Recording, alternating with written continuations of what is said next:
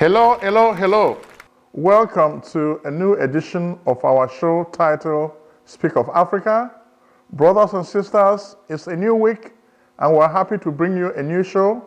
In fact, there is so much news breaking out in Africa today, and we're going to bring you a whole lot of the headlines, and we'll try to shed light so you can make sense out of much of the news that is happening.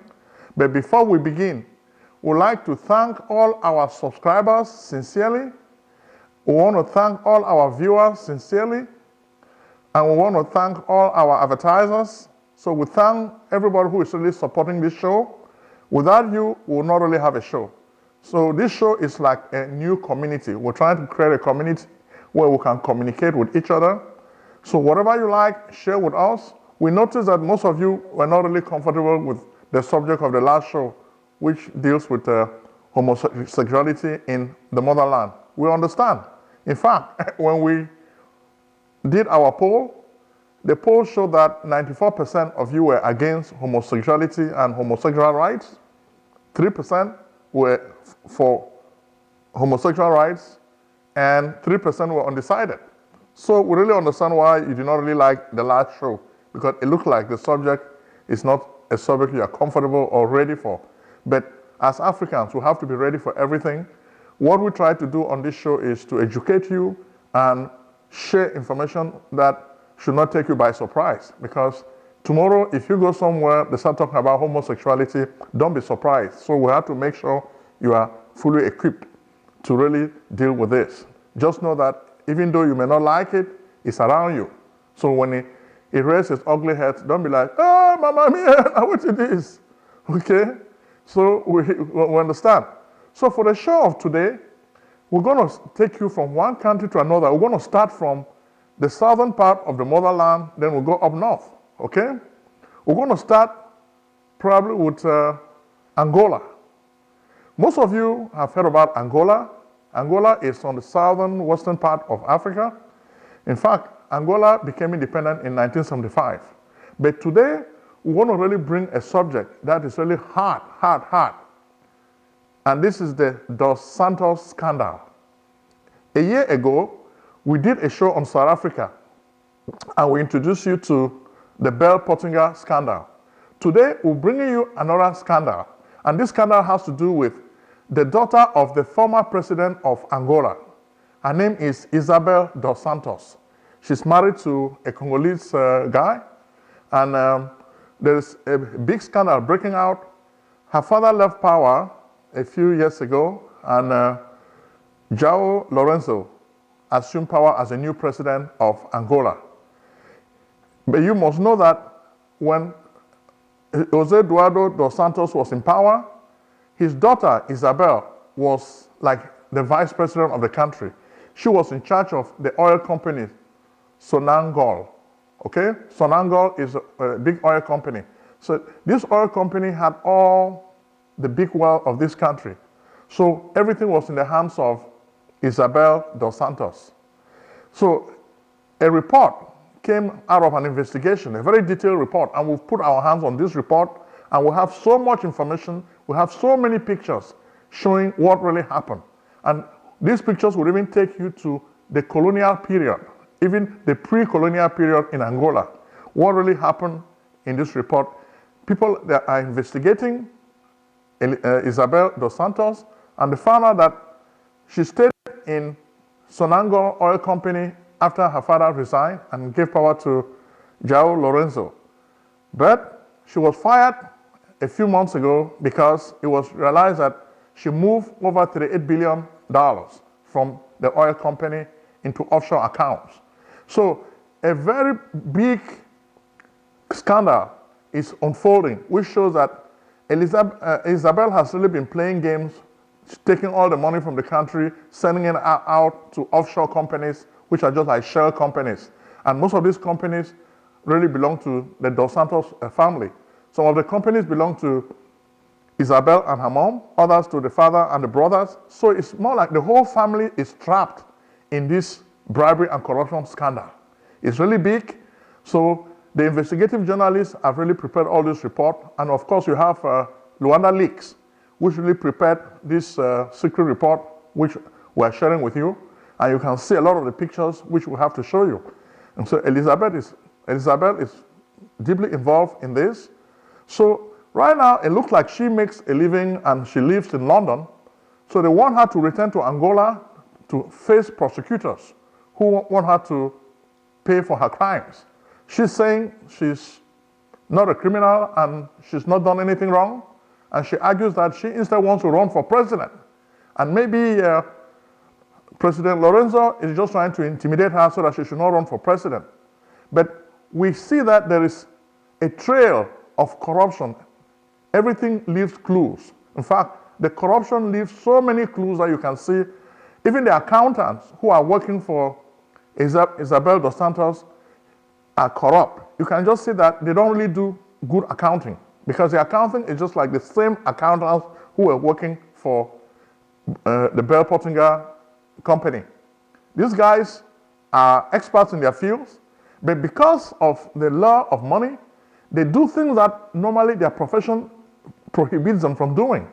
They don't really follow general accounting standards. When you're auditing a firm, when you're keeping books for a company, there are ethics. You don't say, oh, because Donald Trump's family is doing it, I can do it too. You don't say, oh, Joe Bush's family is doing it, I can do it too. Or you don't say, oh, the Clinton family is doing it, so I can do it too. Or it's okay for me to be corrupt because the other guys are corrupt. No, that's not what works. So a lot of documents are coming out, and we know Isabel dos Santos will not go to Angola because the evidence is so far out. As you know, right now, Isabel dos Santos is the richest female in Africa. She's the only African billionaire. And how did she make her billions? By taking advantage of her father's position as president of the country. Some of you may not know, Angola used to be a Portuguese colony.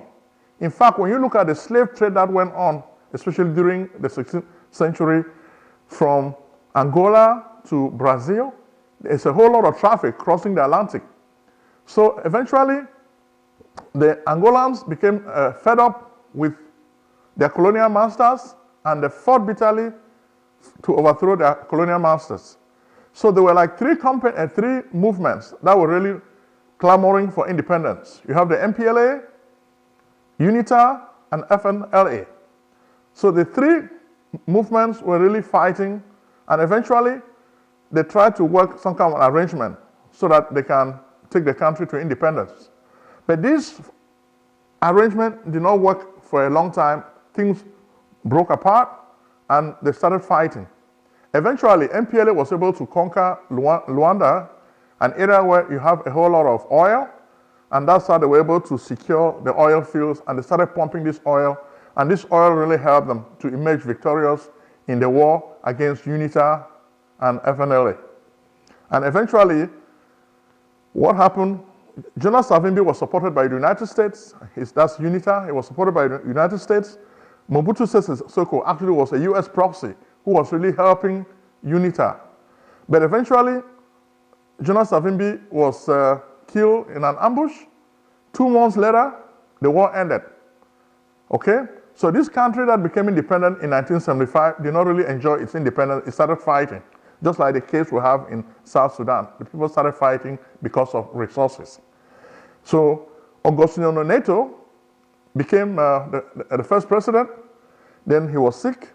He became sick, as we said, so he transferred power now to José Eduardo dos Santos, who ruled the country for so many years until last year. Right now, José dos Santos, from what we hear, is in Spain. He's very sick, so he's undergoing treatment, but he had given power to Lorenzo. So now his daughter cannot really do much. So all the kids of the dos Santos family, they are now in trouble because their father cannot really help them. So the new president is really trying to clean house, and it's making life difficult for them. So it's going to be a whole lot of disgrace because they're just too fraudulent. Other ladies, like you take like Oprah Winfrey, how did she make her money? She made her money by creating a company genuinely and competing with other people and winning. By contrast, Isabel was just like a daddy's girl. Daddy gave her all the public contracts, Then she used those contracts and started making a lot of money from them.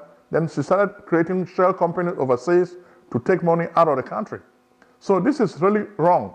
And when you see what is happening in Angola, it's a very good example of a situation where we're moving from democracy to kleptocracy. We've talked about kleptocracy on this show before. Kleptocracy means a government by thieves, for thieves. You would think that a government like the government of Angola is designed for the people. The regular Angolan lives on less than $2 a day. But Dos Santos has over 3 billion that she will siphon out of the country. So you look at those statistics. While an average Angolan lives on less than $2 a day, Isabel Dos Santos has over 3 billion to live on in a day. So look at those statistics. When you ask me, is that fair? So that's why we tell you, state capture is bad. Whenever you have a situation of state capture, where an individual captures the apparatus of the state and tries to use this now to make money, it means there are no more checks and balances in the system. And which is why we say, no matter how good the politician is, it's always good to have a system, a rule of law, okay? The rule of law has to obtain. If you don't have the rule of law, then people can just do whatever they want. They can be demagogues, but when you have the rule of law, this will hold them in check. So this is as much as we can tell you about Angola. So it's going to be hard. We know that Isabel is not going to run for any president. She's just joking because they are waiting for her to come and face justice. And we don't think she'll be bold enough to go to Angola. Then her father cannot really help her because the father is seriously sick in Spain. So daddy is not there anymore. And we know the country is going to try to recover a lot of the money that Isabel has stolen. So this is a lesson for people who use public funds. These are gifts that you don't really deserve, okay? These are things that belong to the state, but you keep them. You capture them as if they are yours. So this is not really a good sign.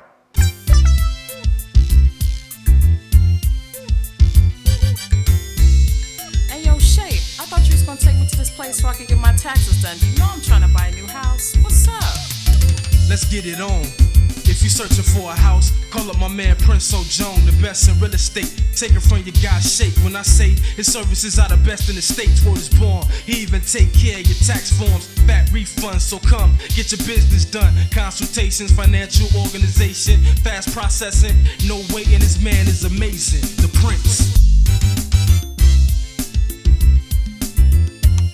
Act now and call Prince Ojong at 240-350-1131. That's 240-350-1131.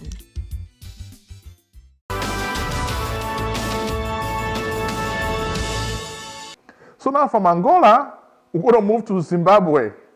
We don't have much to talk about Zimbabwe for this show of today, but we understand that Zimbabwe just acquired a plane that is an airplane that is like 15 years old, and they named this plane Robert Mugabe. Oh, Robert Mugabe has died, but they named the plane after him? Okay. So this tells us that, because it's an old plane, they will name it after Robert Mugabe. If it were a new plane, what do? We name it after President Mnangagwa, right? Okay. Then we also understand that the Mugabe family finally put together a list of the assets of the late president. So he had over 10 million cash in the bank with a lot of cars and houses. So they were able to look at his assets, so which is good. But we pray that President Mnangagwa can try to work on the economy, because the economy in Zimbabwe is not really doing well. We really pray for President Mnangagwa to spend time to help the average citizen in Zimbabwe to do better. They need to do better, okay? Then we're going to move now to Uganda. We've talked about Uganda previously on this show, but for the show of today, we really want to talk about industrialization. What we see, they are creating a skill center for over 30 million by working with the Chinese. Technology, tools like smartphones and laptop computers. We comment something like this. Whenever we see an African leader doing something positive, we commend it. So even though we've not really liked much of what Museveni does, but we think this is a good initiative. In order to develop, Africa needs to get into the industrial revolution, okay? We have to start with the agrarian revolution. We try to mechanize our agriculture, then move into the information age. So we salute what President Museveni is trying to do with the Chinese. So whenever you have any kind of deal with the Chinese, don't just accept loans. Insist on technology transfer. We, the Africans, must learn the technology. We must not just sit and watch the Chinese come and build facilities for us or build roads for us. Then when the roads get bad, we don't know how to fix the roads. No, we need to transfer those skills from China to Africa. That's what we think is more important than the project themselves. Skills transfer, skills transfer. I remember when I was a young person, when I came to the United States, people used to make fun of Japanese cars in Africa. But 10 years later, Japanese cars had the best electronics, okay? They came to America, studied the American building of cars, then they took the skills to Japan and they started working on it. Initially, their cars were not that good. People were laughing at them. It didn't take long, they started producing better cars. Same thing with China, okay? The Chinese were laughed at, but sometimes they would disassemble an American plane. They would look at the way it was built, the way it was engineered, then they would learn from it and try to come up with their own design. So they kept practicing until they caught up. Right now, China is the envy of the world. They have a very big economy. Even the Soviet Union is envious of their economy. So if we are bringing Chinese, let us emphasize transfer of technology. That's the key, okay? Let us not just accept to give our resources away, then get a building. That will not help. So we need to really understand that technology, how to do those things, so that if the Chinese are not there tomorrow, Africans can do the things themselves. So the Ugandans can do it, and they will not even need the Chinese to be there. That's why we keep emphasizing technology transfer. Transfer the technology from China to Africa. Transfer the technology from America to Africa. That's what we're emphasizing, okay?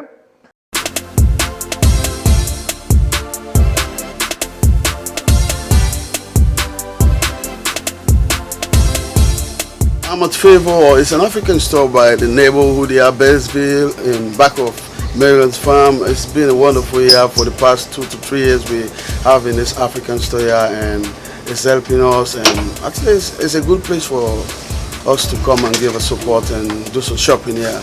The prices are reasonable, and most of the stuff you can have is universal.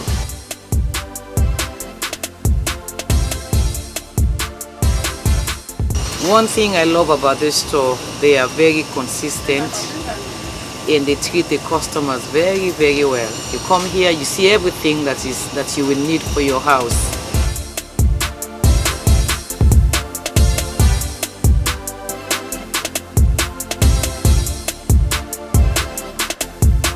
And at the same time too, we've seen that Nigeria is also doing a good job in terms of technology. We've seen what they are doing with the transport university and railway cars and coaches.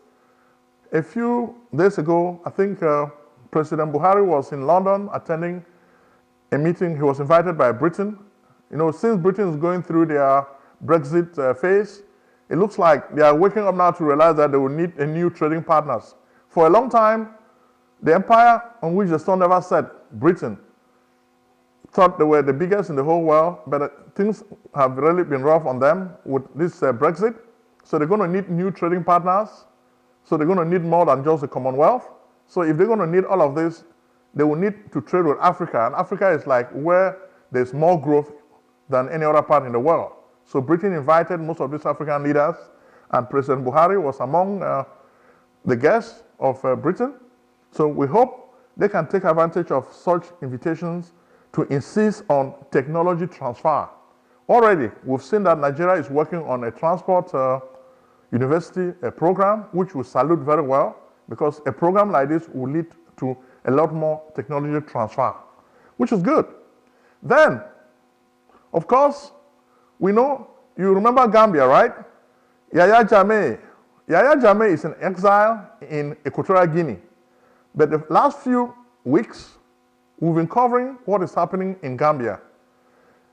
Adama Barrow, the new president, has been there now for over a year, and it seems as if he doesn't really know what he's doing. And the people are really sad. They are mad, they are angry, they are protesting every day.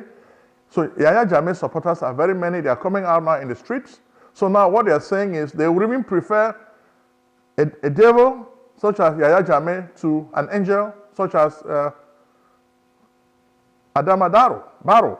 So when you look at stuff like this, it means that Barrow is just useless. It means he's not really doing a good job. If people will be clamoring for a dictator who killed them, did bad things to them, when they start saying that they prefer him to you, then you're not really doing well. So let's be honest. Adama Barrow, you lived in Britain, you need to sit up and learn how to run a country because your people are very, very disappointed in you and you're not really doing well. If they are really having nostalgia for Yahya Jammeh, that tells you the depth to which they've sunk, okay? They've really sunk to the depth, okay? So the heights are really withering, okay? To be clamoring for a dictator like Jammeh, nah, that means, and we were told that Adama Barrow has just formed a new party because they were saying they did not want him to run again, and he went and formed his own new party. Then Yahya Jammeh is orchestrating his return from exile, and this is really creating a lot of tension. So if Yahya Jammeh, like his Minister of Justice, was saying that they're going to imprison him or he will face justice, but we think there's going to be bloodshed if they attempt to arrest him because it will create a whole lot of problems. His supporters will fight. And we know Yahya Jammeh is a fighter.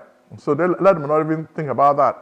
We just think Adama Barrow just needs to figure a way to please his people, so to try to bring food on the table. The economy needs to be better. When people are nostalgic about Yahya Jammeh, it's because even though he was a dictator, from what most people told us, when you go to Gambia, the place was very clean, and the people really loved what they saw. So the guy worked very hard to make his country beautiful, and the people really appreciated it. Even foreigners will tell you the way Gambia looked during the days of President Yahya Jammeh. So he was a pro-Africanist. He always loved Africa. He loved his country. So you should not just consume the resources of that country. Show your people that you love the country by working hard. May you do that, you may even lose some weight, and it will help you a lot, okay? Thank you very much. Life insurance money secrets of millionaires and billionaires exposed. Discover how America's rich and famous exploit these arcane tools to build fabulous wealth. Why should these big white guys have all the fun? Let Prince Ojong, the celebrity author of The Miraculous Millionaire, show you the little understood life insurance way to riches. Are you still doubting the good things that life insurance can do for you? Trust strategies, estate planning, 401k rollover, annuity contract, cash value, education funding, executive benefits, income protection, life protection, living benefits, mortgage protection, tax-free retirement? Think and grow rich with life insurance. Your amazing journey to wealth begins by calling Prince Ojong at 240-350-1131. So from Gambia now, we're going to move to Ghana. There were some protests that we saw in Ghana. Most of the Ghanaians were really protesting in, I think, Kumasi because of the Electoral Commission. The Electoral Commission was trying to create new register roles, and they felt this would create some fraud, and the Electoral Commission was saying, oh no, when we do this, we're going to save money. But the people said, no, don't do it, because it's going to create fraud. Okay? Then, of course, in Ghana also, there's a form of rapprochement with President Nana Akufo-Addo with Donald Trump. You could see them shaking hands. Previously, Ghana had a tough road with the United States because they did not want to receive their citizens who were deported. But now everything has been settled with Donald Trump and things are fine. Okay? Then next, we'll move to Cameroon. Cameroon is having legislative elections in February 9th. So there's a lot of tension going on already. We've been telling you this on our shows. Tibor Nagy, the U.S. Undersecretary for Africa, made some comments on Radio France Internationale, where he said probably the solution to the problem in Ambazonia would be authentic decentralization of Cameroon. The two sides do not like that message. For one, the Biya regime did not like the fact that they were really telling them they are not doing a good job, and they've been telling them this for a long time, and they don't want to accept the facts. For the people of Ambazonia, they just knew that Mr. Thabo Nagi was not really telling them the right thing, because authentic decentralization will not solve their problem. Then, of course, Thabo Nagi was also meeting with Maurice Kamto, the MRC presidential candidate who claimed he won the election last October, that he defeated Paul Biya in the election, but Paul Biya did not allow him to run the country. Instead, Paul Biya put him in jail. So it looks like he told Thabo Nagi a lot of things about Cameroon, but we don't really know what he told him, so we're going to find out later. But we know that Maurice Kamto is just trying to position himself to be Biya's successor. And we know that, and he's talking to Thabo Nagi to see what will come out of it. But Ambazonians are very, very careful. Even the base, BAS, Brigade Anti-Sardina, which is made mostly of Bamileke elements, we saw a meeting that they had in Cologne, Germany, where they decided now that it looks like it's time for them to move from protesting to armed conflict, like the Ambazonians. We have been saying this for over a year, and we told you it's going to come to this, because we've been watching what the Brigade Anti-Sardina has been doing. We covered their protests in Paris, and we covered their protests in Switzerland, and we've been following what Nkemta and the other guys, Cabral Libi, are doing. So we knew that these guys are going to move to this, because they finally come to the conclusion that you cannot overthrow or topple a dictatorial regime like Mr. Biya's just by using peace plans. You have to use force. So they've come to that conclusion, and I think it's a conclusion that they've reached out of desperation. So they've realized that nothing else can really dislodge Mr. Paul Biya from the presidency, so they have to use armed conflict.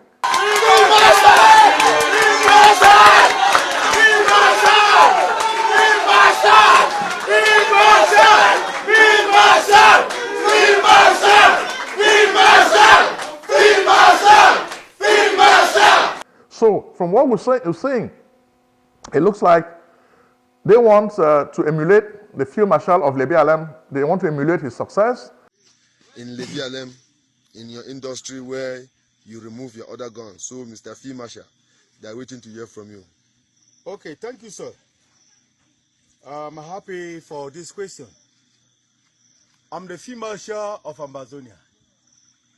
Not just a Field Marshal of Ambazonia, but I create my weapons. And you see, this weapon that I hold here carried 150 cartridges. When I move one here, you will not live to tell the story. You know, so far the war stay that they declare on us, Ambazonia people. When the war stays, more technology comes.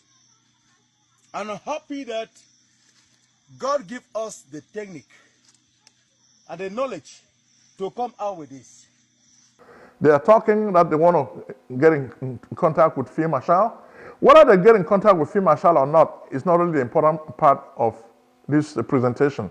I just want you to know that already they have that desire and they are getting close to it. Okay, they are getting very, very close to it. And before you know it, the Bafusam and the other areas in the West will become really militarized. So it means already we have 3 fronts of the war. So BAS is going to open a 4th war front. So, and this is going to be very, very dangerous because these ones now are francophones. All this time, the Biya regime has been killing anglophones. But this time, they're going to be dealing with their own people, their own francophones. And the degree of violence, even in Yaoundé, has become so bad. Students killing their teachers, and we'll hear about it. Then, of course, there was a video that one of you sent to us. A chief in New Bel Douala was taking care of Anglophone refugees. This guy is really a good Samaritan, because when you see the number of refugees he's taking care of are so many, and we tell you this is really sad, and we ask you to say something good about this guy. Then for the Amazonians who tell you there's been a lot of killing and you guys have been fighting each other, you need to professionalize your army. You need to professionalize your army. That's the message we have for you today. But before we go away, we're asking you to subscribe to this channel. Subscribe, subscribe, subscribe.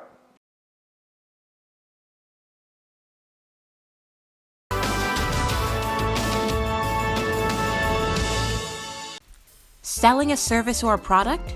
Need buyers? Use the African Nation TV as a channel to reach many viewers.